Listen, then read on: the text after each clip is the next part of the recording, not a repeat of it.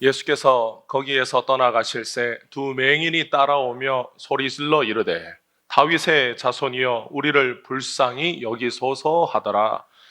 예수께서 집에 들어가심에 맹인들이 그에게 나아오거늘 예수께서 이르시되 내가 능히 이 일을 할 줄을 믿느냐 대답하되 주여 그러하오이다 하니 이에 예수께서 그들의 눈을 만지시며 이르시되 너희 믿음대로 되라 하시니 그 눈들이 밝아진지라. 예수께서 엄히 경고하시되 삼가 아무에게도 알리지 말라 하셨으나 그들이 나가서 예수의 소문을 그 온 땅에 퍼뜨리니라. 아멘. 할렐루야. 예수님께서 여러분들을 사랑하십니다. 주님이 여러분을 사랑하실 때 온 마음을 다하여 사랑하십니다. 예수님이 자신의 생명을 던져 우리를 사랑하셨습니다. 그 사랑이 오늘도 여러분의 삶 가운데 함께 하십니다. 그 사랑을 힘입어 우리 모두가 인생을 담대하게 사는 우리 복된 성도들 되시기를 주님의 이름으로 축복합니다. 여러분 직장에 다니면 보너스를 받습니다. 보너스를 왜 받나요? 일을 더 잘하라고 주는 거죠. 그래서 회사에서 직장인들을 더 일 잘할 수 있도록 만드는 것이 우리 흔히 이제 인센티브나 아니면 장려금 같은 겁니다. 그 인센티브는 영어고 장려금은 한국말이죠. 그래서 뭘 장려하기 위해서 더 일을 잘하라고, 더 좋은 결과를 내라고, 그래서 장려금도 주고 일을 한 결과에 따라서 성과급도 줍니다. 그렇게 사람들에게 보상하는 이유는 뭐냐면 동기를 제공하기 위해서예요. 더 열심히 일할 수 있도록 동기를 제공하고 내가 일한 것에 대해서 내가 보상을 받는구나 라고 생각할 수 있도록, 그래서 그 적절한 보상을 기대하게 하는 긍정적인 효과가 있습니다. 그래서 우리가 우리 자녀들을 키울 때 요번에 중간고사 성적이 어떠하면 몇 점 이상 받으면 뭘 해주겠다 이렇게 하는 것도 동기를 부여하는 것 중에 하나죠. 그래서 사람들이 무엇을 해야 되겠다, 내가 어떤 동기를 가지고 그 동기가 부여되는 어떤 요소, 내가 더 힘을 낼 수 있도록 만들어주는 이유가 있다면 사람들이 더 잘할 수 있고 더 노력할 수 있고 힘쓸 수 있는 겁니다. 그래서 어렵고 힘든 일이라 할지라도 어떤 강한 동기부여가 있으면 내가 할 수 있다, 해보자 라고 하는 힘을 가지고 노력하는 것이죠. 운동선수들이 자신감을 잃으면 어떤 경기에 나가서도 자신감이 없다라는 게 표가 납니다. 그 자신감이 없고 위축되면 경기에 나가서 좋은 실력을 발휘하기란 굉장히 힘든 것이죠. 그리고 당연히 좋은 결과를 얻을 수도 없어요. 한국 축구가 과거에는 유럽이나 남미 축구에 비해서 많이 열등했습니다. 실력 차이가 조금 났어요. 체력적인 면은 어떻다 할지라도 실력적인 면에서 차이가 많이 났습니다. 그때 우리나라 한국 축구가 강조했던 중요한 말이 뭐였어요? 정신력이었어요. 실력이 안 되더라도 정신력으로 이겨야 된다라는 말을 캐스터도 하고 해설자도 하고 우리 국민도 그렇게 얘기했습니다. 정신력으로 이겨야 된다. 어떤 일을 하든 할 수 있다라고 하는 이 마음가짐이 목적을 이루는데 가장 중요한 태도이기도 한 것이죠.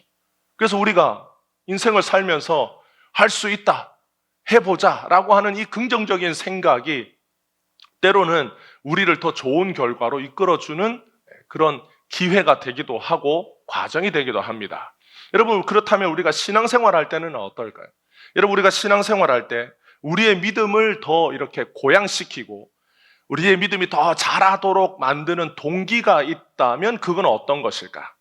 우리가 어렵고 힘든 문제를 만났을 때 그 문제를 이겨내고 극복할 수 있다라고 하는 믿음이 있다, 우리 안에 그런 믿음이 있다라는 건 신앙생활 할 때 굉장히 큰 자산이 됩니다. 오늘 우리가 읽은 이 본문에 보면 두 맹인이 예수님을 따라가면서 자신들을 불쌍히 여겨달라고 외칩니다. 그런데 예수님이 그들에게 물으신 질문이 있어요.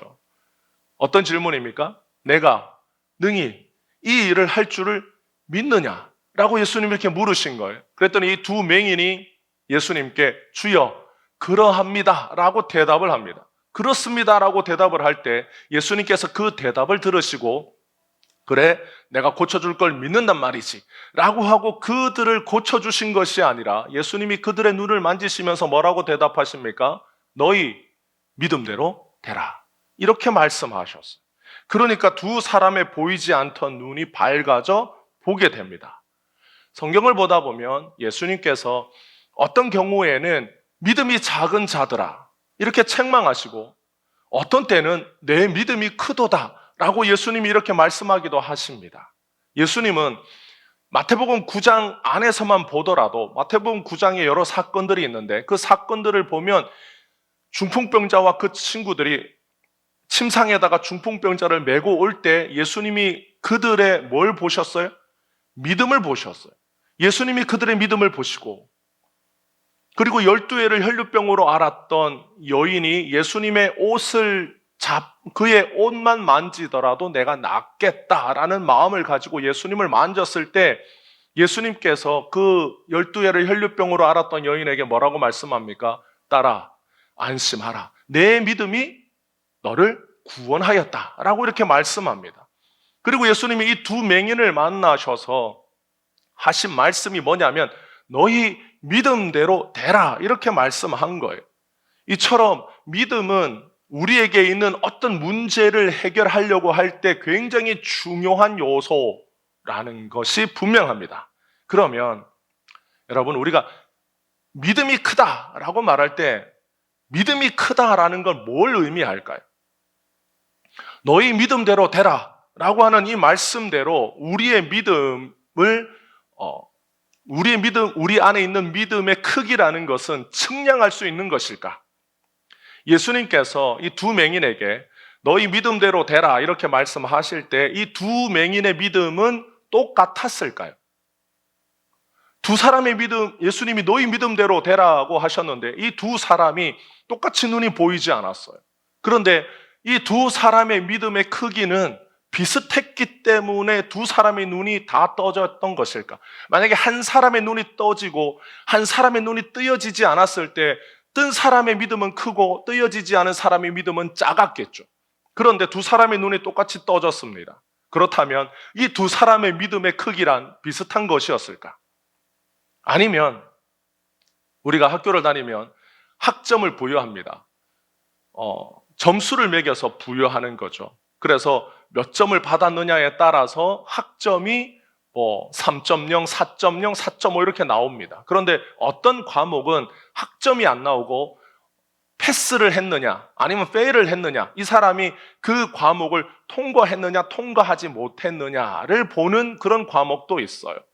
그러면 이 두 사람은 우리가 너희 믿음대로 되라 예수님이 이렇게 말씀하셨을 때 이들의 믿음의 기준이란 어떤 커트라인이 있어서 이 믿음의 수준만 넘기면 그들이 원하는 것을 이룰 수 있는 결과를 가져오게 되는 것일까? 그러니까 우리 안에 예수님이 오늘 오셔서 우리에게 너희 믿음대로 되라 라고 하셨을 때 우리 안에 있는 믿음이 어떤 수준만 넘으면 우리가 원하는 것을 이룰 수 있는 믿음이 되는 것일까? 눈을 뜨게 하는 믿음의 양이 있고 중풍병자가 일어서는 믿음의 양이 있고 죽은 자가 살아나는 믿음의 양이란 결정되어 있는 것일까요? 그러면 만약에 우리 안에 그런 믿음의 크기라는 것이 있다면 우리는 그 믿음의 크기를 어떻게 측정할까요? 김 집사님 안에 있는 믿음의 크기, 이 집사님 안에 있는 믿음의 크기, 그 믿음의 크기라는 것은 어떻게 측정이 되고, 만약에 예수님이 오늘 오셔서 너희의 믿음대로 되라 라고 하셨을 때 교회 안에 있는 모든 성도들의 각자의 믿음의 크기가 다르고 그 크기를 서로 비교할 수 있다면 그 모든 사람들의 소원이란 다 이루어지는 것일까? 아니면 그 믿음의 크기에 따라서 부분적으로 이루어지기도 하고 다 이루어지기도 하고 이루어지지 않기도 하는 것일까? 우리 안에 그 믿음의 크기라는 것이 존재한다면 이 믿음의 크기도 키울 수 있는 거예요. 우리에게 만약 어떤 문제가 있는데 예수님께서 너희 믿음대로 되라 라고 하신다면 우리 안에 이 믿음을 키워서 우리의 믿음이 우리의 문제를 해결할 수 있을 만큼 잘하도록 해야 되지 않겠습니까? 그래서 예수님이 오늘 너희 믿음대로 되라라고 이렇게 말씀하셨기 때문에 우리 안에 뭐가 중요해요? 믿음이 중요하다라는 것은 알겠는데 우리의 믿음이 얼마나 큰지를 우리는 모른다라는 겁니다. 여러분은 여러분 마음속에 있는 믿음의 크기가 얼마인지를 압니까? 여러분들은 여러분 마음의 크기가, 믿음의 크기가 1부터 100까지 있다면 30 정도 되는지, 50 정도 되는지, 아니면 나의 믿음의 크기는 90이 넘었는지 여러분은 알고 계십니까? 그러면 예수님께서 오늘 우리에게 오셔서 이 두 맹인에게 하신 말씀처럼 우리가 주님 앞에 간절히 기도하고 소원하는데 예수님이 너희 믿음대로 되라. 예수님 이렇게 말씀하셨어요. 그러면 그 예수님의 말씀이 차라리 그냥 예수님이 내가 능히 이 일을 할 줄을 믿느냐? 주여 그렇습니다. 라고 하셨을 때 그래 내가 고쳐주겠다 이렇게 말씀하시면 굉장히 이야기가 심플한데 우리가 주님 앞에 간절히 기도했어요. 그랬더니 예수님이 오셔서 내가 능히 이 일을 할 줄을 믿느냐? 주님 그렇습니다. 그러면 너희 믿음대로 되라. 이렇게 말씀하셨을 때 우리는 그 말씀을 기쁘게 받을까요? 아니면 굉장히 찜찜하게 받을까? 여러분 그 말씀이 우리에게 불안을 준다면 왜 불안할까요? 우리 안에 믿음의 크기를 모르기 때문입니다. 우리의 믿음대로 이루어지는 것이라면 우리의 믿음이 얼마나 큰지를 모르기 때문에 주님의 이 말씀이 굉장히 우리에게는 시원하고 우리의 기도의 응답을 가져다주는 예수님의 은혜로운 말씀이 아니라 우리를 오히려 두렵고 불안하게 만드는 대답이 되는 것이죠. 우리는 예수님께서 너희 믿음대로 되라 라고 하신 이 말씀을 들으면 가장 먼저 어떻게 하느냐? 우리 안에 있는 믿음을 들여다봐요. 왜냐? 예수님이 너희 믿음대로 되라 이렇게 말씀하셨기 때문에 우리 안에 있는 믿음을 우리가 먼저 들여다보게 됩니다. 그래서 우리가 얼마나 믿는지를 먼저 생각해요.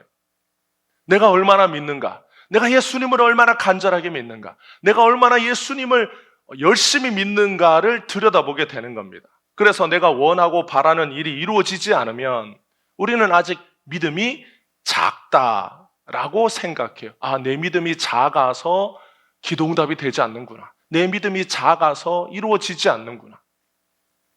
두 맹인이 예수님을 만났을 때 그들이 예수님을 향하여 뭐라고 부릅니까? 다윗의 자손이라고 불러요. 다윗의 자손이여 우리를 불쌍히 여기소서 이렇게 부르짖습니다. 그런데 예수님이 길에서 자신을 향하여 다윗의 자손이여 우리를 불쌍히 여기소서 이렇게 부르짖는 두 맹인을 길에서 만나주지 않으시고 예수님이 마치 모른 척 하신 것처럼 어느 집까지 그냥 가십니다. 그래서 어느 집에 들어가셨어요. 어느 집에 들어가셔서 계실 때에 이 두 맹인이 어찌어찌하여 앞이 보이지 않음에도 불구하고 예수님이 계신 그 집까지 따라와요. 두 맹인은 어떻게 따라왔을까요? 앞이 안 보이는데 예수님이 가신다라는 얘기를 듣고 사람들에게 예수님이 어디 가시냐? 그분이 어느 집에 들어가셨냐? 묻고 물어서 예수님이 계신 집까지 따라오지 않았겠습니까? 예수님이 앞이 안 보이는 사람이 예수님을 따라가려면 얼마나 힘들었겠어요.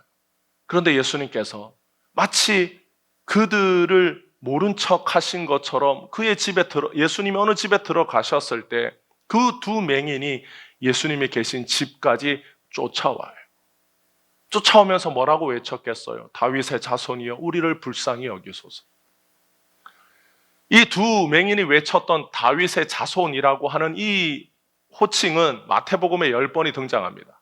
복음서 중에 마태복음, 마가복음, 누가복음에만 다윗의 자손이라고 하는 이 호칭이 등장하는데 마태복음에 가장 많이 등장해요. 그런데 마태복음 1장 1절 보면 뭐라고 시작합니까? 아브라함과 다윗의 자손 예수 그리스도의 계보, 족보라고 시작해요. 그런데 다윗의 자손이라고 외치는 사람들이 항상 같이 붙여서 말하던 마치 그 관용구처럼 붙여서 말하는 게 있었는데 예수님을 향하여 뭔가 자신들의 어려운 형편을 예수님께 호소할 때 다윗의 자손이라고 예수님을 부르고 항상 그 뒤에 불쌍히 여겨달라는 말을 붙여서 얘기해요. 그래서 다윗의 자손이여 우리를 불쌍히 여기소서. 마태복음에 보면 예수님에게 다윗의 자손이여 라고 부르고 저를 불쌍히 여겨주십시오. 다윗의 자손이여 우리를 불쌍히 여기소서. 이렇게 같이 붙여서 얘기합니다. 왜냐하면 유대인들에게 다윗의 자손은 곧 메시아와 깊이 연결되어 있었어요. 다윗의 자손 메시아가 오시면 그가 민족을 해방하고 하나님의 언약을 성취하는 구원자라고 하는 믿음이 유대인들에게는 있었습니다. 그래서 이 두 맹인이 예수님을 향해서 다윗의 자손이라고 부를 때 그 예수님을 단순히 어떤 신통방통한 분이라고 부른 것이 아니라 그분이 구원자일 거라는 믿음으로 부른 거예요. 예수님께서 그들이 예수님이 다윗의 자손이라고 믿고 불쌍히 여겨달라고 할 때 예수님께서 내가 너희를 고쳐줄 걸 믿느냐라고 이렇게 물으신 게 아니라 내가 이 일을 할 줄 믿느냐라고 물으십니다. 그러니까 되게 애매모호하게 물으신 거예요. 이 두 사람은 왜 예수님께 왔겠습니까? 앞이 보이지 않으니까 이 앞이 보이지 않는 걸 고쳐달라고 예수님께 왔어요. 그러면 예수님이 정확하게 질문을 하신다면 내가 너희들의 눈을 뜨게 해줄 것을 믿느냐라고 물으셔야 되는데 예수님은 내가 이 일을 할 줄 믿느냐라고 물으신 거예요. 그래서 그들이 뭐라고 대답합니까? 그들에게 이 일은 뭐겠어요? 자신들의 눈이 뜨여지는 거예요. 그런데 예수님의 이 대답은, 예수님의 이 질문은 훨씬 더 넓은 의미가 있었습니다. 그들은 일단 자기들의 눈이 뜨여지기를 원했기 때문에 예수님이 이 일을 할 줄 믿느냐라고 물으실 때 그렇다라고 대답한 거예요. 그들은 눈 뜨기를 원했고 예수님이 그 눈 뜨게 해주실 수 있는 분이라는 걸 믿었습니다. 그래서 예수님께서 그들의 눈을 만지시면서 너희 믿음대로 되라 이렇게 대답하셨어요. 예수님이 말씀으로도 하실 수 있었습니다. 너희들의 눈이 뜨여진다라고 눈을 떠라 이렇게 말씀하실 수도 있는데 예수님이 그들의 눈을 만져주신 것은 예수님의 마음에 그들을 향한 긍휼이 있었기 때문입니다. 그래서 따뜻한 손으로 그들을 만져주신 것은 그들의 바램대로 예수님이 그들을 불쌍히 여기셨기 때문입니다. 너희의 믿음대로 되라라고 하는 이 말씀은 어떤 의미가 있냐면 그들이 예수님을 향하여 다윗의 자손이라고 믿는 그 믿음대로 되라라고 하는 뜻입니다. 그들이 예수님을 향하여 다윗의 자손이라고 고백했어요. 그러면 예수님이 다윗의 자손으로서 예수님 다윗의 자손이라고 믿는 그들의 믿음대로 되라라고 하시기 전에 내가 이 일을 할 줄 믿느냐라고 그들에게 물으신 것은 예수님의 이 질문에는 내가 다윗의 자손 메시아로 와서 할 일을 너희가 믿느냐라는 겁니다. 근데 그들의 대답은 예수님의 질문보다는 좁은 거였어요. 예수님은 이 땅에 오신 예수님의 목적, 죄인을 구원하고 죄인을 죄와 사망에서 건져주실 예수님의 사역, 메시아의 사역, 다윗의 자손으로 이 땅에 오셔서 하실 그 모든 사역을 예수님께서 그들에게 물으신 거예요. 내가 다윗의 자손 메시아로 와서 할 모든 일들을 믿느냐? 그런데 두 맹인이 예수님의 질문을 다 알지 못했습니다. 그런데 예수님은 그들에게 질문하셨어요. 그런데 그들의 대답이 뭐였습니까? 그렇습니다. 그들의 대답은 좁은 대답이었어요. 예수님의 질문은 굉장히 큰 질문이었지만 그들은 정말 좁은 대답을 합니다. 점수로 매기자면 100점짜리 대답이 있는 반면 1점짜리 대답이 있는데 그 두 맹인의 대답은 1점짜리 대답이었어요. 그런데 예수님께서 그 1점짜리 대답이라 할지라도 예수님이 그 대답을 온전히 여겨줍니다. 그래서 너희 믿음대로 되라 라고 하신 것. 그래서 그들의 눈이 밝아집니다. 예수님의 이 말씀, 너희 믿음대로 되라라고 하시는 이 말씀은 두 맹인의 믿음을 강조하는 것 같은 말씀이지만 그 믿음은 그들이 얼마나 간절하게 믿는지 그 크기를 두고 하시는 말씀이 아니에요. 예수님이 너희가 그렇게 간절히 믿는 믿음만큼 내가 능력을 발휘하겠다라는 뜻이 아닙니다. 너희가 100을 믿으면 내가 100을 역사하고 너희가 50만큼 믿으면 내가 50만큼 역사하겠다라는 말씀이 아닙니다.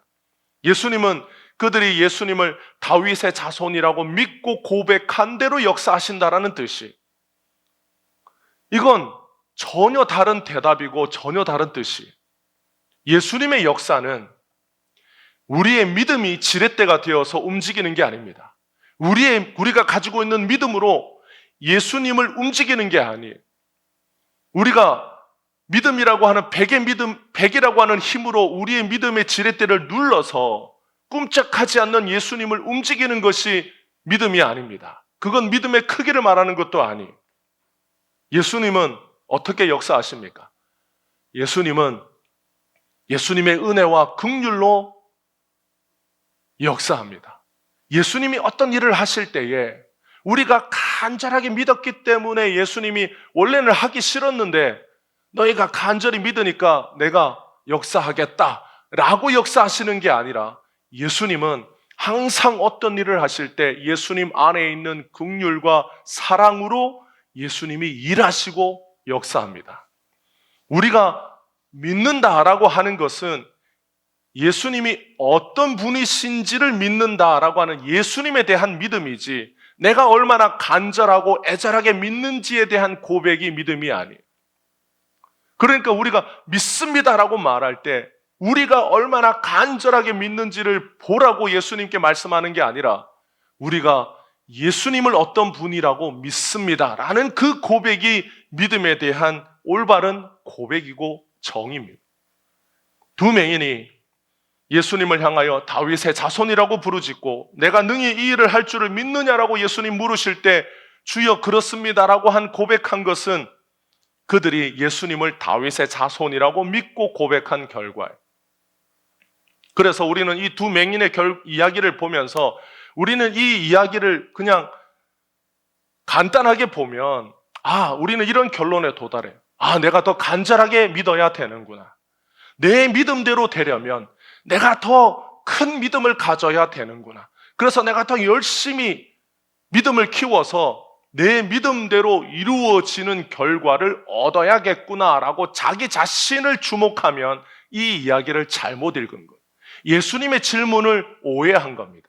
예수님의 말씀을 잘못 이해한 거예요. 너희 믿음대로 되라 하시는 이 말씀을 우리 안으로 주목하게 되면 우리는 성경을 내 중심으로, 나 중심으로 읽게 되는 것이지 예수님 중심으로 읽지 않아요.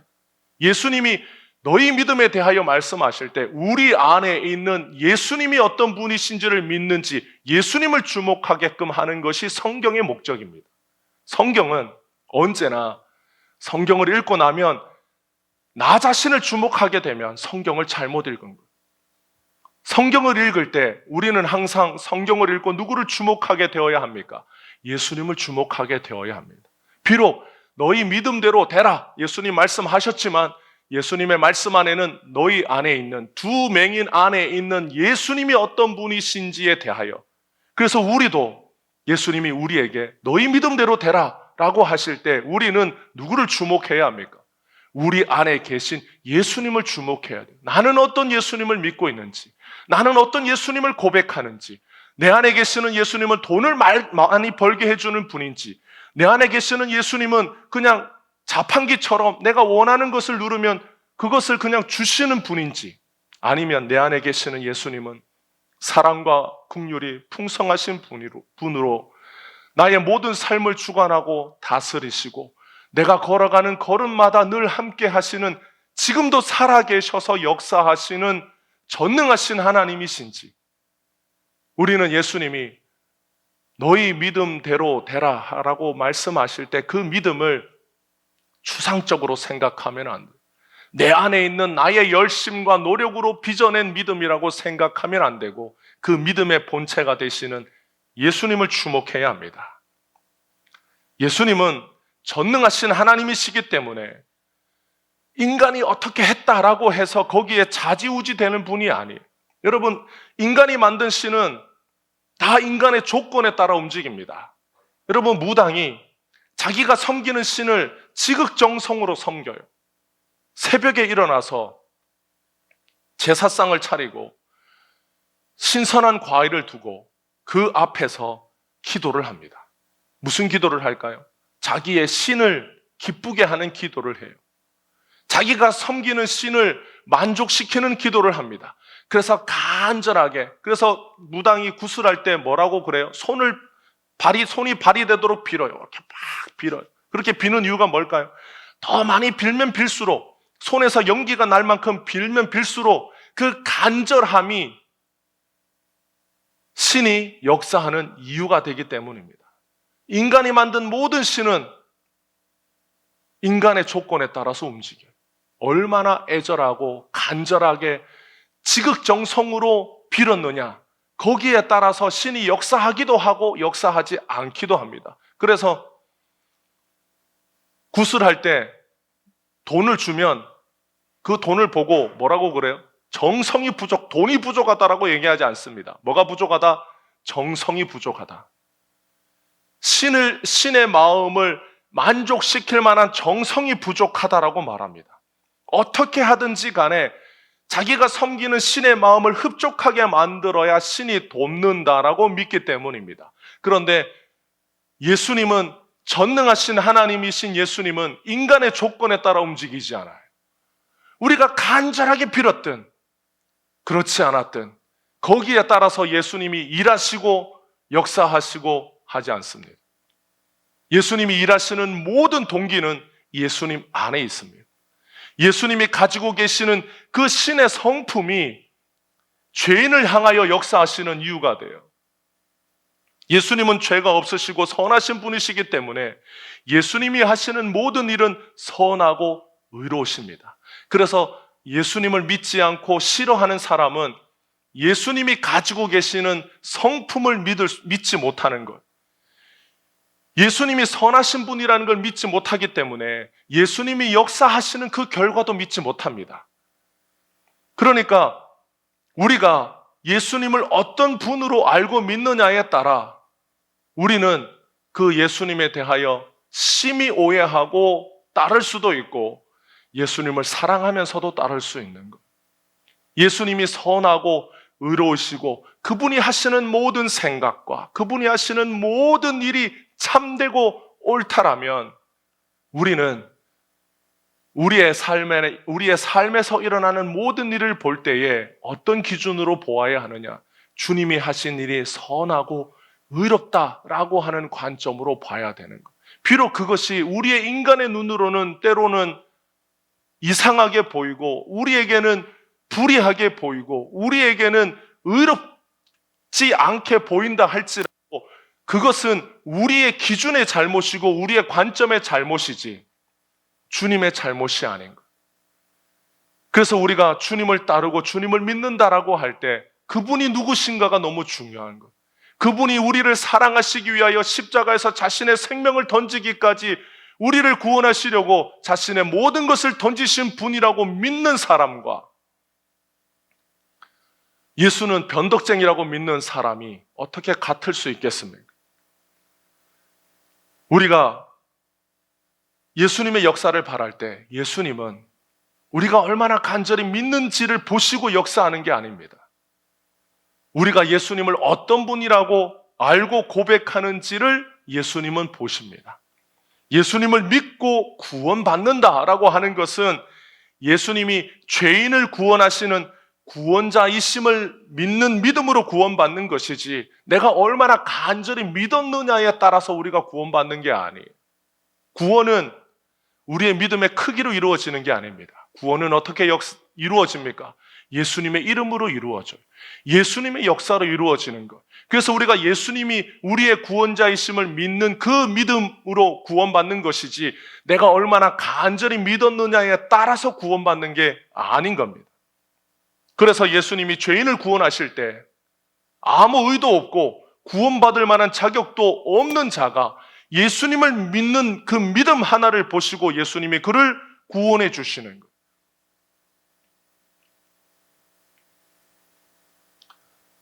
예수님이 죄인을 불쌍히 여기시는 것. 예수님이 죄인을 불쌍히 여기셨기 때문에 예수님은 죄인을 위하여 죽으십니다. 죄인은 국률의 대상이 아니라 저주의 대상이에요.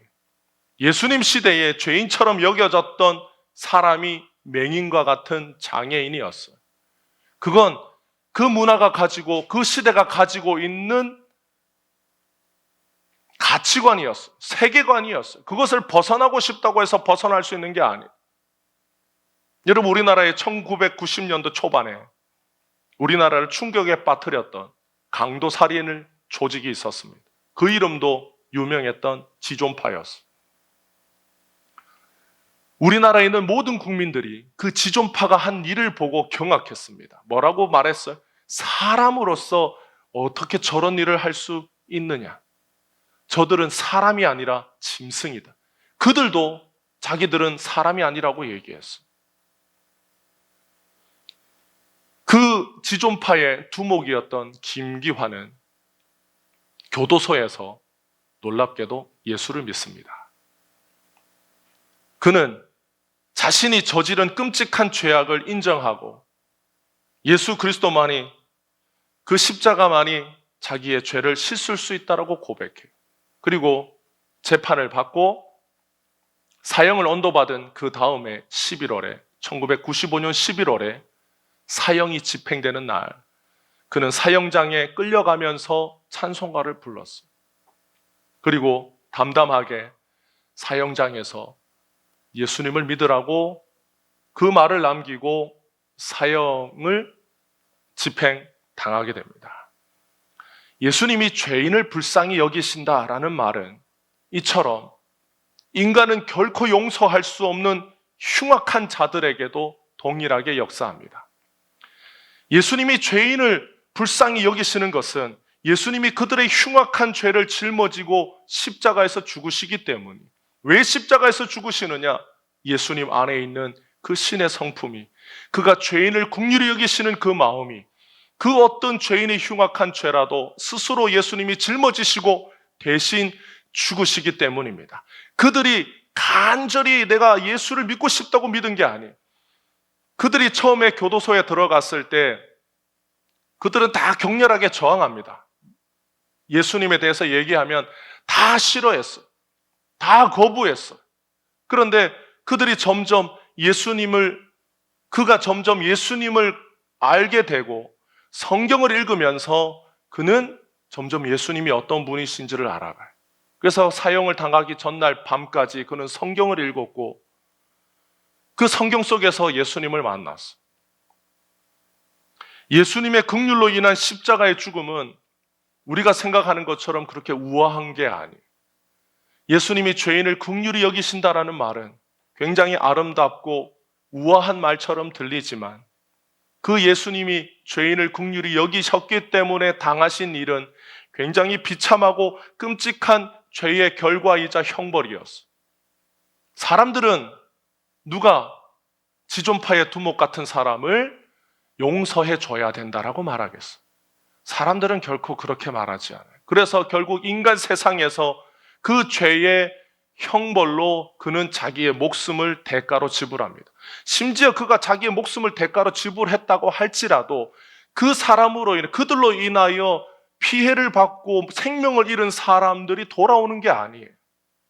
여러분, 예수님이 누군가를 불쌍히 여겨서 그 죄를 대신 짊어진다라고 하는 이 일은 어떤 사람들에게는 굉장히 불편함을 야기합니다. 예수님이 나를 용서했다라는 말은 그 흉악한 범죄자가 저지른 피해를 입은 사람들에게는 감당할 수 없는 분노를 일으켜요. 내가 그를 용서하지 않았는데 누가 그를 용서할 수 있느냐라고 하는 질문을 던져요. 그래서 과거에 밀양이라고 하는 영화에는 여자 주인공이 얘기합니다. 자기의 아들을 납치해서 죽인 살인범이 자기가 용서받았다라고 하는 말을 듣고 그는 교회에 가서 울부짖어요. 내가 그를 용서하지 않았는데 누가 그를 먼저 용서할 수 있는가?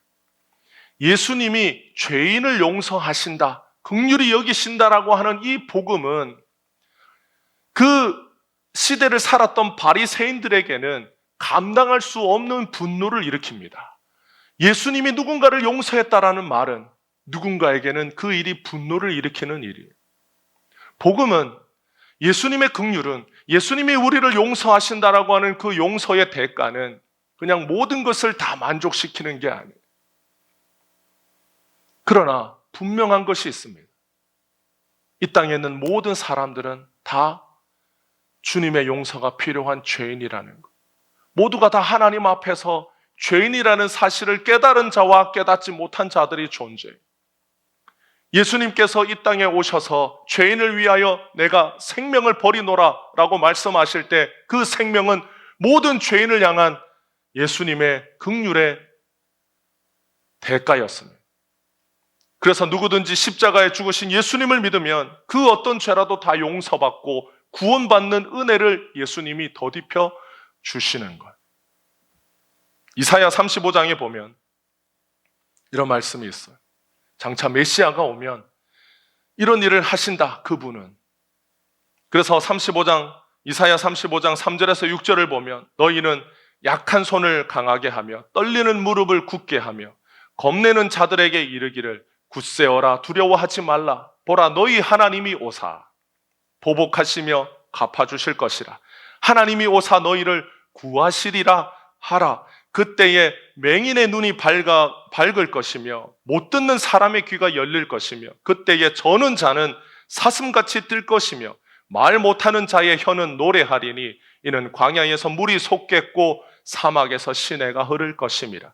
장차 메시아가 오면 맹인의 눈이 밝을 것이며 못 듣는 사람의 귀가 열릴 것이며 저는 사람이 사슴같이 뛰고 말 못하는 자의 혀가 노래하게 되는 이 일은 예수님이 이 땅에 오셔서 하신 역사입니다.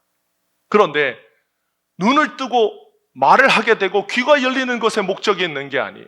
예수님은 이 땅에 와서 왜 보지 못하는 사람의 눈을 밝혀주시고 듣지 못하는 자의 귀를 열고 말하지 못하는 자의 말을 하게 하셨는가?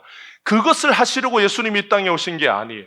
육체의 눈이 뜨여졌다라고 하는 그 자체가 중요한 게 아닙니다. 여러분, 눈이 뜨여졌어도 두 맹인이 나이가 더 들면 백내장이 와요.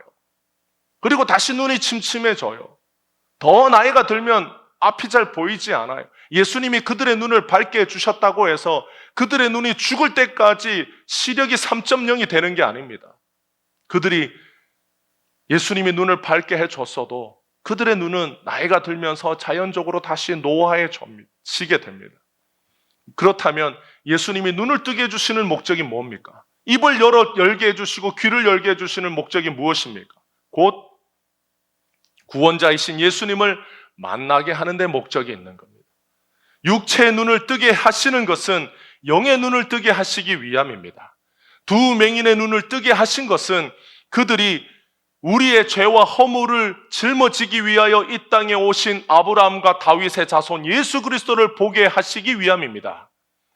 육체의 눈을 떴으나 구원자 예수님을 보지 못하면 아무 소용이 없는 거예요. 예수님이 이 땅에 와서 많은 사람을 고치고 많은 귀신 들린 자를 고쳐주셨지만 그들 모두가 다 예수님을 보고 만난 것이 아닙니다. 예수님의 역사는 결국 구원자 되시는 예수님을 보게 하는 데 목적이 있습니다. 그것이 가장 중요한 거예요. 영원한 생명 주시는 예수님을 보게 하시는 그 은혜로운 역사가 예수님이 이 땅에 와서 하신 일이에요. 그런데 예수님이 그 일을 하실 때 때로는 그 일을 하시려면 예수님의 소문을 많이 내라고 사람들에게 권면하셔야 되지 않겠습니까? 내가 구원자인 나를 보게 하기 위하여, 알게 하기 위하여 내가 이 땅에 왔다. 누구든지 나를 믿도록 내가 하기 위하여 눈도 뜨게 하고 귀도 열고 입도 열어준다. 그러니까 귀가 열리고 입이 열리고 눈이 밝아진 사람들은 온 땅에 퍼져나가서 내가 누군지를 외쳐라, 소문을 내라, 이렇게 말씀하셔야 되는데 예수님은 그렇게 하지 않으시고 오히려 반대로 말씀하셨어요. 소문을 내지 마라, 이렇게 말씀하셨습니다. 왜 그럴까요? 예수님은 누구나 알고 싶다고 해서 아는 게 아니라는 거예요. 예수님은 내가 열심히 노력한다라고 해서 알 수 있는 분이 아니라는 겁니다. 예수님은 인간의 열심과 인간의 노력으로 예수님을 찾으려고 하면 찾을 수 있는 분이 아니라는 거예요. 다르게 말하면 구원은 예수님으로부터 시작되어서 예수님의 역사로 이루어지는 것이지 사람이 얼마나 열심히 믿고 사람이 얼마나 열심히 노력하고 사람이 얼마나 헌신했느냐에 따라서 이루어지는 결과가 아니라는 거예요. 우리가 열심을 내고 우리가 어떤 신앙에서 동기부여를 받고 우리가 이 일을 하기 위해서 내 믿음이 필요하지라고 해서 열심히 주님을 구하는 것은 좋은 일이나 그 일의 결과가 나 자신에게로 몰입되면 안 된다라는 겁니다. 예수님은 때로는 우리에게 이렇게 말씀합니다. 왜 믿음이 작으냐? 너희가 어찌하여 믿지 않느냐? 그래서 우리는 예수님을 믿지 않는 우리를 돌아보게 되고 예수님을 믿지 않는 우리의 믿음이 작은 것을 우리는 주님 앞에서 회개해요. 그럴 때 예수님이 우리에게 말씀하실 때 그 말씀의 목적이 무엇입니까? 예수님을 주목하도록 하게 만드는 거예요. 그 말씀을 듣고 우리가 굴에 들어가서 40일을 금식한다고 해서 우리의 믿음이 자라는 것이 아닙니다. 예수님은 때로 우리가 예수님을 주목하도록 만드시기 위하여 우리를 책망하기도 하고 우리에게 어떤 삶의 위기를 예수님이 주실 때도 있습니다. 그럴 때 우리는 누구를 주목해야 하느냐? 예수님을 주목하는 거예요. 믿음은 내가 기준이 아니에요. 믿음은 예수님이 기준입니다. 교회에서 우리는 가끔 이런 얘기를 해요. 믿음이 좋으시군요. 우리 집사님은 믿음이 좋아요. 우리 형제는 믿음이 참 좋아 보입니다. 라는 말을 합니다. 그 말은 할 수 있다, 하면 된다 라고 하는 그런 신념과 같은 말이 아니에요. 신념은 우리가 어떤 사상이나 가치를 굳게 믿고 의심하지 않는 우리 마음의 어떤 확신을 말할 때 신념이라고 말합니다. 신념 있으시군요. 그 신념의 기준은 나 자신이 내가 얼마나 확실히 믿고 흔들리지 않느냐가 중요합니다. 그런데 믿음은 예수님께 뿌리가 있어요. 예수님께 뿌리를 둡니다. 성경에 나타난 예수님이 어떤 분이신지를 신뢰하고 고백하는 것이 믿음입니다. 믿음이 좋다라는 말은 예수님이 어떤 분이신지를 잘 안다는 말이어야 되는 거예요. 예수님을 잘 아는 사람은 자신이 누군지도 잘 압니다. 예수님이 죄인의 구주이심을 아는 사람은 자기가 죄인인 것도 아는 사람이에요. 예수님은 죄인을 구원하기 위하여 이 땅에 오셨습니다. 라고 말하는 사람은 예수님이 죄인을 구원하기 위하여 이 땅에 오셨다면 나는 죄인인가 아닌가를 아는 사람이어야 하는 겁니다. 나는 구원받았다라고 말할 때 내가 죄인이기 때문에 구원받은 것이지 내가 의인이기 때문에 구원받은 것이 아니에요. 예수님은 나는 의인을 위하여 이 땅에 오지 않았다라고 말씀합니다. 왜냐? 이 땅에는 의인이 없기 때문에. 그러면 예수님이 죄인을 찾으러 다니신다라고 하시면 우리는 예수님 앞에 설 때 예수님이 찾으시는 사람이 되려면 어떤 사람으로 예수님 앞에 가야 합니까? 의인으로 가야 합니까? 죄인으로 가야 합니까? 죄인으로 가야 합니다. 왜냐? 예수님이 죄인을 찾으시기 때문이에요. 자신이 누구인지 아는 사람은 자기의 믿음을 자랑하지 않아요. 믿음이 좋다라는 말은 예수님이 하신 일을 잘 아는 사람을 두고 하는 말입니다. 우리가 어떤 집사님에게 김 집사님은 믿음이 좋아요 라고 하는 이 말의 본래의 뜻이 뭐냐? 김 집사님은 예수님이 어떤 분이신지를 잘 아는 집사라는 뜻입니다. 예수님이 어떤 분이신지를 잘 아는 집사가 사람들 앞에서 자기가 한 일과 자기의 공로와 자기의 충성과 자기의 헌신에 대하여 자랑한다. 제가 이렇게 헌신했어요. 제가 이 교회에서 이렇게 노력했어요. 내가 주님 앞에 이렇게 충성했어요. 제가 주님을 섬기려고 이렇게 애를 쓰고 노력했어요. 라고 은연중에 자기의 공로와 의를 자랑한다. 예수님이 어떤 분이신지를 모르는 겁니다. 믿음이 작은 겁니다. 예수님에 대하여 오해하는 사람입니다. 자기가 누군지를 잘 모르는 사람입니다. 한마디로 말하여 영적으로 어린아이입니다. 그래서 영적으로 큰 사람은 다 천국에 있어요. 영적으로 큰 사람들이 천국에 있는데 영적으로 큰 사람들이 천국에서 주님 앞에 뭐라고 고백하느냐? 주님, 저는 무익한 종입니다.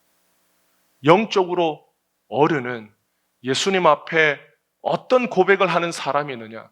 주님, 저는 마른 막대기 같은 사람입니다. 주님, 저는 무익한 종입니다. 저는 주님의 나라에 아무 쓸모가 없는 사람입니다. 저는 포도원에 오후 5시에 부름받은 사람입니다. 1시간 일하고 하루 품삯 받은 사람입니다. 주님, 저는 10,000달란트 빚진 자였으나 탕감받은 사람입니다.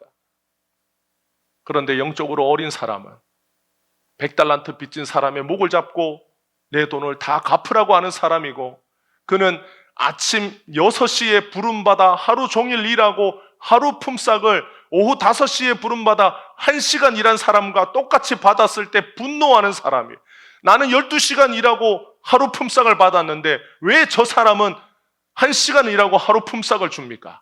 그는 돌아온 자신의 동생을 맞이해주는 아버지의 마음을 모르는 큰아들과 같은 사람이, 나는 늘 아버지 곁에서 아버지를 돕고 밤낮으로 일했는데 왜 자기의 재산을 허랑방탕하게 쓴 저 둘째 아들을 아버지는 반겨줍니까? 나는 왜 외면하고 둘째 아들을 사랑해 줍니까? 그런 사람들이 아버지의 마음을 모르는 영적으로 어린아이 같은 사람.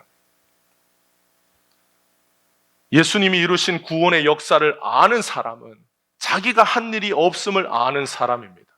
믿음이 큰 사람은 예수님을 아는 그 마음이 큰 사람, 예수님의 마음을 아는 마음이 큰 사람은 자기가 어떤 사람인지를 잘 아는 사람이기 때문에 자기를 낮출 수밖에 없어요. 주님 앞에서 자기를 낮출 수밖에 없는 사람입니다. 여러분, 우리가 어렸을 때는 부모의 마음을 몰라요. 그런데 자라면서 자식을 낳고 자식을 기를 때의 힘듦과 어려움과 자식을 키우면서 겪게 되는 그 마음의 고통이라는 게 있어요. 자식이 말을 듣지 않고 지 마음대로 하려고 할 때, 어렸을 때에 내가 몰랐던 부모의 마음을 자라면서 알게 돼요. 부모가 되면서 알게 됩니다. 그러면서 이해가 되는 거예요.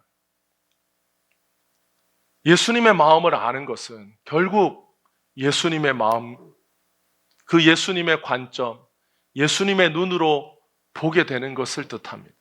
예수님이 죄인을 어떻게 보느냐, 예수님이 죄인을 어떻게 대하시느냐를 아는 사람은 자기도 예수님처럼 대하고 보게 되는 것. 예수님 앞에서 자기의 의와 공로를 드러내는 사람은 믿음이 무엇인지를 모르는 사람입니다. 다르게 말하면 예수님이 누구신지를 모르는 믿음이 작은 사람이. 예수님이 복음서에서 때로는 예수님이 제자들에게 너희가 어찌하여 믿음이 없느냐, 이 믿음이 작은 자들아 라고 말씀하실 때 너희가 왜 믿지 못하냐 이렇게 책망하신 것이 아니라 그들이 예수님이 누구신지를 모르는 그런 상태를 말하는 것. 너희들은 왜 내가 누군지를 알지 못하느냐, 너희들은 내가 누군지를 왜 믿지 못하느냐라고 하시는 말씀이에요. 그러니까 믿음은 예수님을 빼고 말할 수 없는 거예요. 믿음은 예수님과 동전의 양면 같은 거예요. 믿음은 큰데 예수님을 모른다. 이것은 어불성설이고 말이 되지 않는 겁니다. 세상에서는 이 말이 통용될지는 몰라도 하나님의 나라에서 믿음이 큰데 예수님을 모른다, 이런 말은 논리적으로 맞지 않아요. 왜냐?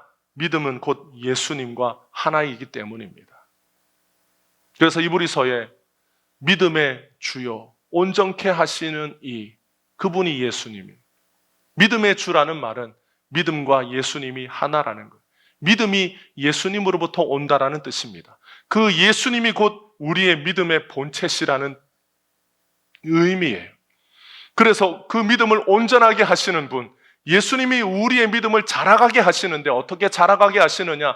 예수님이 어떤 분이신지를 아는 그 지식이 자라가게 하시는 거예요. 그래서 우리가 인생을 살면서 우리 인생에 여러 가지 일을 겪을 때 결국 그 일을 겪으면서 우리가 예수님을 알게 되고 예수님이 어떤 분이신지를 경험하게 되고 그 예수님과 인격적인 관계가 형성이 되면서 그 예수님에 대하여 우리의 지식이 깊어질 때 우리의 믿음이 자라가게 됩니다. 많은 사람들이 이 시대에 간증이 사라졌다라고 말해요. 간증 집회를 하는데 여러분, 간증 집회를 할 때, 많은 사람들이 간증할 때 그 간증을 잘 들어보면 하나님과 예수님은 한두 번씩 나오지만 결국 무슨 얘기합니까? 자기 얘기해요. 내가 얼마나 노력했고, 내가 얼마나 자식을 키우는데 애를 썼고, 내가 얼마나 이 자식들을 하나님의 자녀 만들기 위하여 노력했는지에 대하여 말은 90분을 하지만 그 안에 뭐가 없느냐? 예수가 없어요. 그 안에 예수님이 도대체 어떤 분이신지에 대하여 말하지 않아요. 간증은 예수에 대한 간증이어야 되지, 간증은 자기 자랑하는 시간이 아니에요. 사람들이 자기를 주어로는 말을 잘하지만 예수님을 주어로는 말하지 못하는 이 시대에 간증이 사라졌습니다. 과거에 한국교회가 부흥할 때, 많은 사람들이 간증할 때 그 간증의 주어는 예수님이었어요. 예수님이 어떻게 하셨는지, 예수님이 누구신지, 예수님이 나를 어떻게 불쌍히 여기셨는지에 대한 간증이 넘쳐났지, 내가 금식 기도하고 내가 노력하고 철야하고 몇 날 며칠 기도해서 내가 이해를 기도했더니 주님이 이루어 주셨습니다. 예수님이 내 노력으로 지렛대로 예수님을 움직였다라는 말밖에 안 되는 거예요. 무당도 그렇게 얘기하고 절의 승려도 그렇게 얘기하고, 여러분, 세상 종교들이 다 그렇게 얘기해요. 승려가 와서 절에 와서 100일 기도하고 3000배 하고 길바닥에서 오치투제하고 3배 절하고 하나 걷고, 그렇게 해야 간절한 마음으로 노력하면 대자대비하신 석가가 들어주신다. 대자대비하신 석가는 인간의 노력에 따라서 움직이는 우상에 불과하기 때문에 무당이 우리보다 더 노력합니다. 무당이 우리보다 더 간절하게 자기 신에게 빌어요. 무당은 자기 인생을 신에게 붙잡혀서 자기 뜻대로 살지 못하고 끌려가면서 살지만 그 신을 지극정성으로 섬겨야 된다고 말하는 거예요. 그렇게 노력으로 따지면 우리는 무당보다 못한 존재. 그런데 여러분, 예수님이 말하는 것, 예수님이 우리에게 가르쳐 줍니다. 믿음은 그런 것이 아니에요. 예수님은 그런 인간이 만든 신과는 다르지 않아요. 그러니까 우리가 우리 자신이 누구인지를 모르면 우리가 간증을 할 때도 예수님 자랑하지 않고 우리 자랑하는데 시간을 다 쏟는다면 그것이 예수님 앞에서 얼마나 부끄럽겠어요. 여러분, 우리 부모님이 우리를 잘 키워주셔서 감사하다고 칠순잔치하고 팔순잔치 할 때 그 부모 앞에서 자식이 나와서 이렇게 얘기합니다. 제가 이렇게 나이 들고 이렇게 힘없는 우리 부모를 모시기 위하여 저는 아침 새벽 5시부터 나가서 뼈 빠지게 일을 해서 돈을 벌어서 저는 우리 어머니, 우리 아버지 공양했습니다. 우리 어머니, 아버지 일 못하고 돈 못 벌 때 저는 밤낮으로 나가서 제대로 먹지도 못하고 마시지도 못하고 그 돈 아껴서 우리 부모님 옷 사드리고 우리 부모님 맛있는 거 사드렸습니다. 이렇게 말하는 자식이 있다면 그 자리에 온 사람들이 그 자식을 향해서 욕하지 않겠어요?